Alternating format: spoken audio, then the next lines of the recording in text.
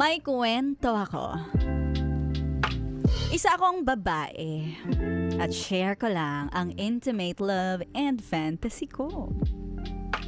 Na-e-ervog ako sa lalaki na mas matanda sa akin ng 10 years. Ano na? Kumbaga fantasy niya. Don't judge me. I'm not a book. Wow, si ate girl funny. Naranasan ko na din naman magka-jowa ng kaparehas ko ng edad. Pero di ako masaya. Na para bang ako lagi ang give ng give. Siya naman receive ng receive. Nung nagka-jowa ako ng kaedad ko, ako ang tagaplano ng lakad. Ako ang nagpaplano ng para sa future. Tapos si ex, wala siyang ibang plano.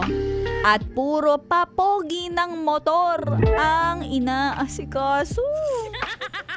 Baka kasi parehistro na yung motor niya. Na sana, sarili na lang niya ang pinapogi niya. Grabe, bitter siya oh. Di na kami nagtagal dahil sa edad kong 30 na. Ang gusto ko ay lalaking tumatayo sa lahat ng bagay. May paninindigan. Pero di naman tatay ang hanap ko ha. Ang gusto ko ay lalaking iniisip na ang future. At nung nakilala ko itong bagong jowa ko, noong una medyo napapaisip ako. Kasi 10 taon ang agwat namin. At hindi malabo talaga na mapagtampulan ako ng mga matang chismosa. Alam mo yan.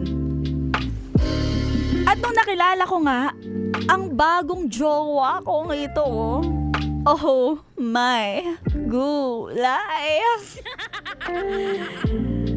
Grabe, parang nag-upgrade ako ng jowa. Alam mo yung hihiga na lang ako at siya na ang bahala sa lahat. Sa lahat ng aspeto. Na kapag may lakad kami, nakakapagpahinga ako, pati ang utak ko. Parang feeling mo, pwedeng iwan sa bahay yung utak, no? Siya ang umaasikaso at parang pakiramdam ko, nanalo ako sa loto.